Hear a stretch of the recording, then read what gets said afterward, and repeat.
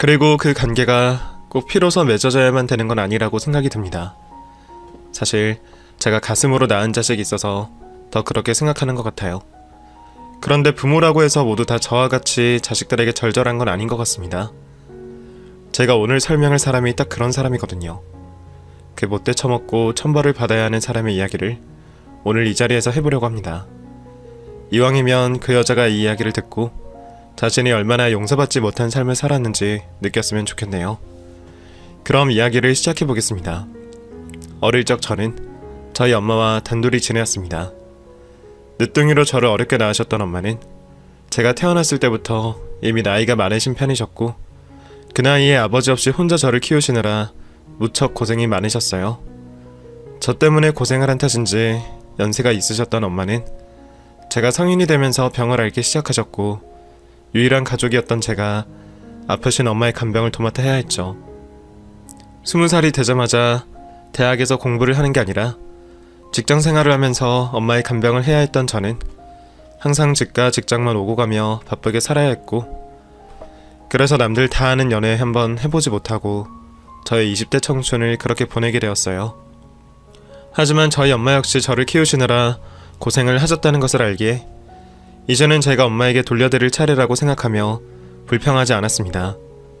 다만 그러다 보니 이미 늦어버린 나이에 연애와 결혼을 때를 놓치면서 결혼을 절반쯤 포기할 수밖에 없었어요. 지금은 30이 조금 넘은 나이도 연애와 결혼의 늦은 나이가 아니겠지만 제가 30이던 당시는 20대 후반의 노처녀라는 타이틀을 가지게 될 때였으니까요. 어차피 애초에 아픈 엄마 모시고 결혼할 생각을 하지 못했던 탓에 그때는 제 삶을 생각할 겨를 없이 그냥 저희 엄마만 건강히 제 곁에 있어 주셨으면 하고 바라고만 있었죠. 하지만 그런 저의 바람에도 엄마는 결국 오랜 지병으로 세상을 떠나시게 되셨고 30이라는 나이에 저는 그렇게 아무도 없이 혼자가 되어버렸습니다. 제 사정을 알던 지인들은 홀로 된 제가 안타까웠는지 늦었지만 결혼을 하라며 제게 사람을 소개시켜 주었고 저는 그렇게 한 남자를 만나게 되었습니다. 30대 노처녀가 어디 시집갈 곳이나 있을까 싶어 거절하려고 했지만 정말 좋은 사람이라고 하기에 어쩌다 만나보게 되었죠. 아내와 이혼을 하고 홀로 지낸다는 그 남자는 이미 한번 결혼에 실패했던 일 때문인지 오히려 저보다도 만남에 더 신중한 듯 보였습니다. 저도 늦은 나이에 남자를 만난다는 게 조심스러웠는데 그 사람은 오히려 저보다 더 조심하고 걱정이 많은 듯 했습니다. 그래서인지 신중하고 진정성 있어 보이는 그 모습에 저는 오히려 그 사람이 더 마음에 들었습니다. 노처녀라고 아무것도 모르는 줄 알고 쉽게 생각하는 남자가 아니라 저를 배려해주고 조심스럽게 대해주는 모습이 좋았거든요. 더군다나 사람의 성격 자체도 순해 보였고 성실하면서 사람 됨됨이도 좋아 보였습니다. 이혼 경력만 아니라면 어디 하나 나무랄 곳이 없어 보이는 사람이었죠. 그래서 저는 대체 이런 사람이 왜 이혼을 했는지 궁금할 정도였습니다. 나중에 영훈씨에게 물어보게 되면서 듣게 되었지만 두 사람 이혼에 영훈씨 잘못은 없더라고요. 두 사람의 이혼은 전차의 바람 때문이었습니다. 그 얘기를 알게 된 저는 대체 이런 남자를 두고 바람을 폈다는 영훈씨의 전철을 도저히 이해할 수 없었어요. 아무리 제가 노처녀에 남자를 잘 모른다고 하지만 웬만해서는 이런 남자를 놓칠 여자가 없을 것 같았거든요. 어쨌든 영훈씨가 이혼에 책임이 없다니 저로서는 다행이었죠. 그렇게 영훈씨가 좋은 사람이라는 걸 알게 된 저는 조심스럽게 만남을 시작하게 되었고 저희는 어느새 결혼까지 약속하게 되었습니다. 서로 신중하고 조심스럽게 시작했던 만큼 결혼 결심이 절대로 쉬운 건 아니었어요. 그만큼 저와 영훈씨 사이에 믿음과 신뢰가 있었다는 거죠. 그렇게 결혼을 하게 된 저희는 따로 결혼식을 하지 않고 살림을 합치게 되었습니다. 남편은 재혼이었고 저는 늦은 나이에 결혼을 하다 보니 굳이 결혼식에 욕심이 없었거든요. 서로 마음 맞아 남은 평생을 약속하게 되었으니 그냥 조용하고 소박하게 시작하기로 했죠. 그렇게 저희가 신혼 아닌 신혼 생활을 막 시작하던 어느 날 저희 부부는 저희 집 앞에서 오디컨이 서 있는 웬 어린아이를 보게 되었습니다. 처음 보는 남자아이의 모습에 누구인가 싶었더니 옆에 있던 남편이 그 아이를 보며 화들짝 놀라며 아들이라 부르는 거였죠. 그 아이는 다름 아닌 남편이 전처 사이에 낳은 아이였어요. 물론 저도 남편에게 아이가 있다는 사실은 알고 있었습니다. 이혼을 하고 난 뒤 전처가 아이를 데려갔다는 걸 알고 있었거든요. 사실 그 문제로도 남편은 무척 상심이 컸었습니다. 바람난 아내에게서 아이 양육권을 받아오고 싶었지만 아이 엄마가 아이를 데려가겠다고 우기는 바람에 남편이 어쩔 수 없이 아들과 헤어져야 했었거든요. 아이가 보고 싶어 전처에게 부탁을 하기도 했지만 전처는 이런저런 핑계로 아이를 잘 보여주지 않았다고 했습니다. 그래서 남편이 저와 결혼을 할 때까지 남편은 아들을 단 한 번도 만나지 못하고 있었죠. 그런데 갑자기 그 아이가 연락도 없이 혼자 저희 집을 찾아와 있으니 저희는 의아하고 당황스러울 수밖에 없었습니다. 상훈아, 네가 어떻게 여기 있어? 여긴 어떻게 알고 온 거야? 아빠 보고 싶어서 혼자서 찾아왔어? 아니, 엄마랑 같이 왔어. 엄마가 여기 있으라고 데려다 줬어. 뭐? 아이, 그게 무슨 말이야? 엄마는 어디 있는데? 몰라. 엄마가 여기 계속 서 있으라고 그랬는데. 어쩌자고 그 어린애를 혼자 두고 간 건지 아이 엄마가 직접 아이를 데려다 놨다는 말에 남편은 서둘러 전처에게 연락을 했습니다. 하지만 전처는 일부러 전화를 받지 않는 것 같았습니다. 결국 답답한 마음에 남편은 전처의 상간남에게까지 연락을 하게 되었습니다. 남편도 상간남에게 전화를 하는 게 정말 싫었겠지만 전처와 연락을 닿을 방법이 그것밖에 없었으니 어쩔 수가 없었죠. 그런데 그렇게 고역을 참으며 전화를 했지만 별 소득은 없었습니다. 두 사람 사이도 끝이 났는지 상간남도 아이 엄마가 어디 있는지 모른다고 말을 하더라고요. 저희는 그제서야 아이 옆에 진 가방까지 있다는 걸 보게 되었죠. 아이의 친모가 아이를 저희에게 버리고 도망을 간 것을 그제서야 알게 되었던 겁니다. 남편은 아마 전처가 저희가 재혼한 사실을 알고 아이를 두고 갔을 거라고 예상했어요. 내가 아들 보고 싶다고 부탁할 때는 보여주지도 않고 숨어다니더니 하필 우리 결혼하고 아이를 두고 간 걸 보면 뻔해. 그 여자 베베꼬인 심성이면 뻔하지 뭐. 내가 당신이랑 행복하게 잘 사는 꼴을 못 보겠다 이거야. 짐까지 놓고 간 거 보면 찾아올 생각도 없어 보이는데 당신은 전혀 생각도 못했을 텐데 당황스럽게 해서 미안해. 그게 당신 탓도 아닌데 그런 얘기 하지 마요. 그리고 괜히 상훈이 들으면 속상해요. 그러니까 그런 말 하지 마요. 당신 자식이면 이제 내 자식이지. 아이한테는 엄마 얘기하지 말고 우리가 잘 키워봐요. 솔직히 당황스러운 건 사실이었습니다. 남편과 재혼을 할 때만 해도 아이는 전처가 키운다는 남편의 말에 제가 아이를 키우게 될 줄은 몰랐거든요. 그런데 아직 마음의 준비도 안 된 상황에 갑자기 아이가 생기니 저도 여러모로 걱정이 먼저 들었습니다.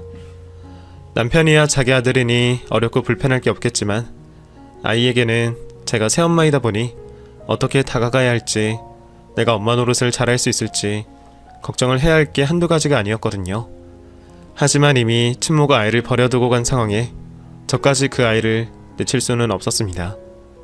괜히 미안해하며 제 눈치 보는 남편도 불쌍하게 느껴졌고요. 그래서 저는 이내 마음을 다잡고 상훈이를 제 친아들처럼 키우기로 다짐했습니다. 아이가 저를 불편해하더라도 제가 열심히 노력해보기로 했죠. 그러나 너무나 다행스럽게도 상훈이는 저를 불편해하지 않았어요. 아이가 그동안 친모랑 지냈던 탓에 저를 밀어내면 어쩌나 걱정을 했었는데 아이가 얼마나 순하고 밝은지 저를 금세 엄마로 받아들이며 잘 따르더라고요. 덕분에 저는 아이와 금세 친해질 수 있었습니다. 일 나간 남편 대신 제가 상훈이와 있는 시간이 많아서인지 언젠가부터 상훈이가 남편보다 저를 더 따르는 듯 했죠. 절 너무 편하게 엄마라고 부르며 따르는 게 어찌나 고맙고 귀엽던지 저는 귀여운 아들이 공짜로 생긴 듯 기분이 좋아서 상훈이에게 더 잘할 수밖에 없었습니다. 그리고 다행히 남편이 전처를 찾아 양육권에 대해서도 해결을 할 수 있었죠. 그렇게 남편과 상훈이까지 저희 세 식구는 누구보다 단란한 가족이 되어 잘 지내고 있었습니다. 그렇게 세 식구가 도란도란 잘 지내오던 어느 날 저는 임신을 하게 되었고 건강한 아들을 낳게 되었습니다. 아들인 상훈이가 있으니 딸이어도 좋겠다 생각했는데 형을 닮은 동생을 낳게 되었네요. 저는 제가 아이를 낳았다고 해서 상훈이에게 소홀할 생각도 없었고 두 아이를 차별할 생각도 없었습니다. 상훈이를 키우기로 마음 먹었을 때부터 상훈이 역시 제 아들이었기에 저한테는 첫째 상훈이나 둘째 상원이나 똑같은 제 아이였으니까요. 하지만 어린 상훈이는 동생이 태어난 것이 좋지 않았던 건지 그때부터 동생을 질투하기 시작했습니다. 둘째가 태어나기 전에는 제 말도 잘 듣고 얌전하던 아이가 둘째가 태어난 뒤로 갑자기 말썽을 부리고 저희를 힘들게 했거든요. 처음에는 왜 그러는지 모르고 당황했지만 제가 아기를 안고 있을 때마다 투정을 부리는 상훈이를 보며 동생 때문이라는 걸 알았습니다. 저도 엄마 노릇을 한 지 얼마 되지 않아서 아직 어린 상훈이의 마음을 미처 헤아려주지 못했던 거죠. 이럴 줄 알았으면 아이가 태어나기 전부터 신중하게 설명을 했어야 하는 건데 워낙 밝고 저를 잘 따르던 아이라서 상훈이가 그럴 줄 몰랐었죠. 그래서 저는 일부러라도 첫째 상훈이에게 더 관심을 주려고 노력을 했어요.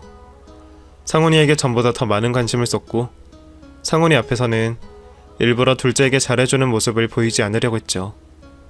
하지만 그런 저의 노력에도 상훈이는 조금씩 빗나가기만 했습니다.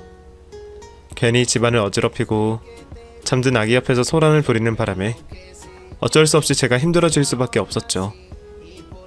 그럴 때면 남편은 화를 참지 못하고 상훈이를 혼내려 했습니다. 그전에는 안 그러던 사람이 일부러 매를 드는 걸 보면 남편이 저 때문에 일부러 더 그러는 것 같았어요. 그런 남편의 마음도 이해하지만 아직 상훈이가 어려서 그런다 생각했던 저는 남편을 더 말리면서 첫째를 더 감싸줄 수밖에 없었습니다. 상훈이가 저를 금세 엄마로 따르고 시간이 지나면서 친모와 있었던 기억들은 희미해져 갔지만 이미 친모와 같이 지냈던 상훈이는 제가 새엄마라는 걸 알고 있었어요. 그런 상황에 제가 친자식을 낳았으니 상훈이는 동생의 존재만으로도 당연히 불안하고 걱정이 될 수밖에 없겠죠. 저희가 아무리 노력해도 상훈이가 불안할 수밖에 없을 거라는 생각에 저는 상훈이가 불안감을 느끼지 않게 하려고 더더욱 사랑과 관심을 주며 아이를 다독이려 했습니다.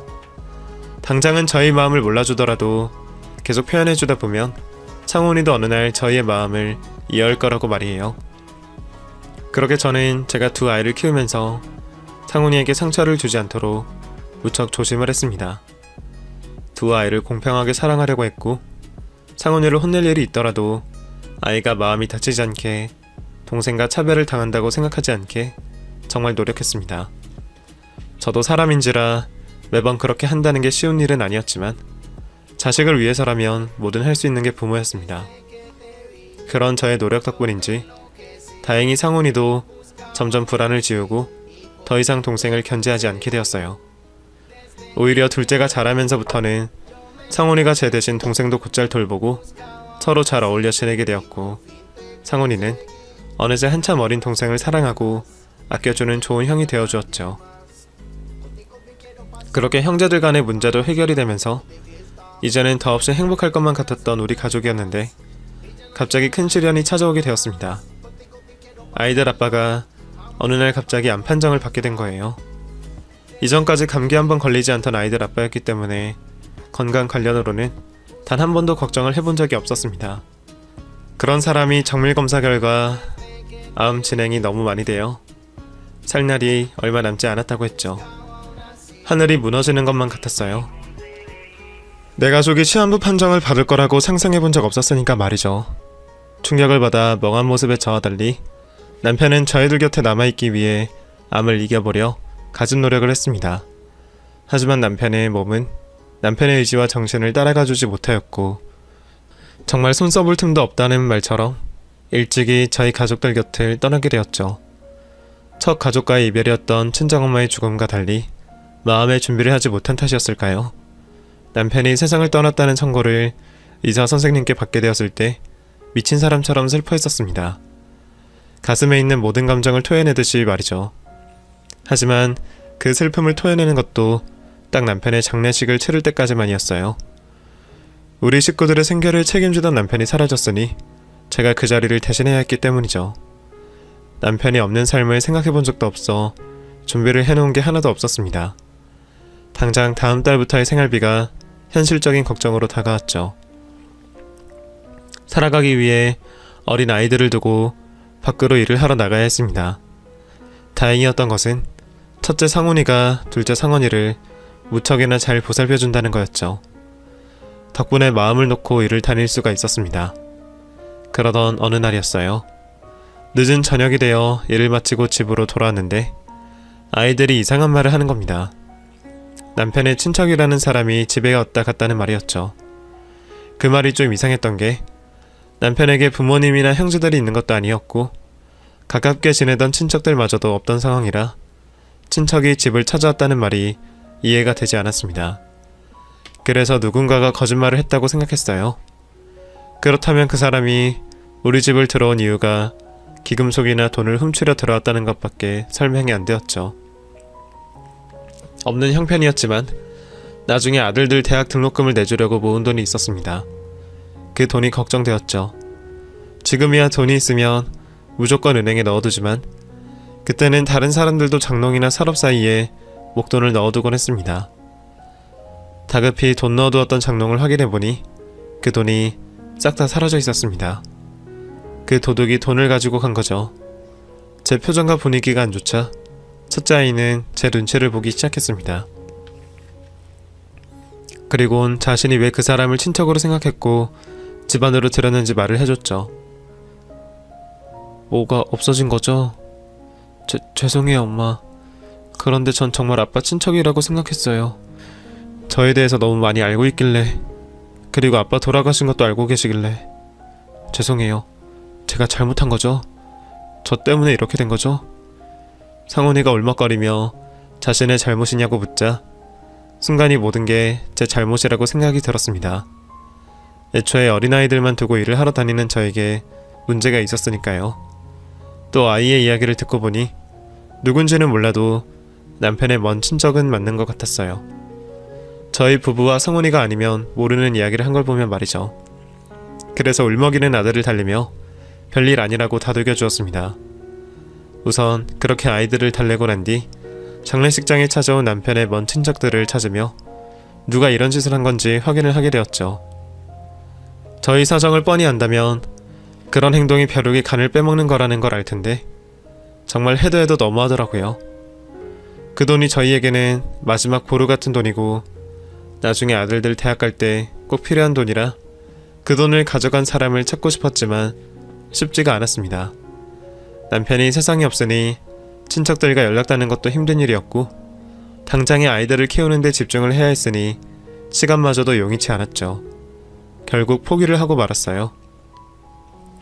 그땐 CCTV도 없던 때라 경찰들도 어쩔 방법이 없었거든요.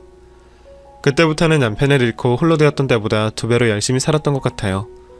모아둔 목돈이 없어졌으니 그 돈을 메꾸기 위해 더 열심히 제 몸을 희생하며 돈을 벌어야 했죠.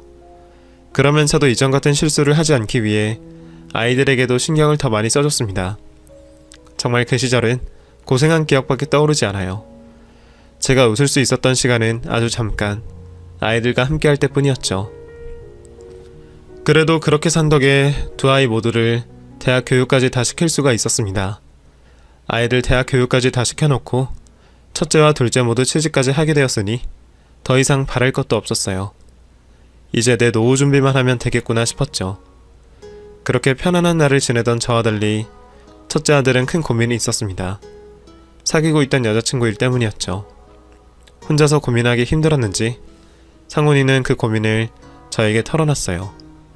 결혼까지 생각하고 있는 여자친구가 있는데 그 아이가 계모에게 착취를 당하고 있다는 말이었죠. 왜 그렇게 뻔히 엄마를 쳐다보고 있어? 그냥 새삼스럽게 어머니께 감사하다는 생각이 들어서요. 어? 왜 또 무슨 바람이라 불어서 그런 말을 하니? 왜 사실 그렇잖아요. 재혼 가정이나 새부모님들이나 다 어머님처럼 좋으신 분들이 아니니까요. 다름이 아니라 제가 사귀고 있다던 여자친구요. 저도 최근에 알았는데 그 친구도 재혼 가정이더라고요. 저희 집처럼 아버님께서 딸을 데리고 혼자 사시다 새어머니와 결혼을 한 거죠. 그런데 아버님께서 일찍이 돌아가신 뒤로 새어머니가 그렇게 제 여자친구를 괴롭혔다고 해요. 그걸 지금까지도 당하고 있고요. 말만 들으면 별거 아닌 것 같은데 자세히 들어보면 정말 악랄하게 착취를 당하고 있는 거예요. 성인이니까 인연을 끊으라고 해봤는데 그게 쉽지 않다고 하더라고요. 미애가 워낙 마음이 여린 아이기도 하고 그 계모라는 여자가 굉장히 독해가지고요. 지금 계모와는 떨어져서 따로 나와 사는데 돈 안 보내면 쫓아와서 때리기도 하고 일하는 곳에 찾아와서 괴롭히기도 하고 완전 자식을 자기 종이나 노예 정도로 생각하는 거 있죠. 결혼까지 생각하고 있는 아인데 매일 고통받고 있는 걸 옆에서 보는 게 너무 힘들어요. 그것도 자기 어머니라는 사람에게.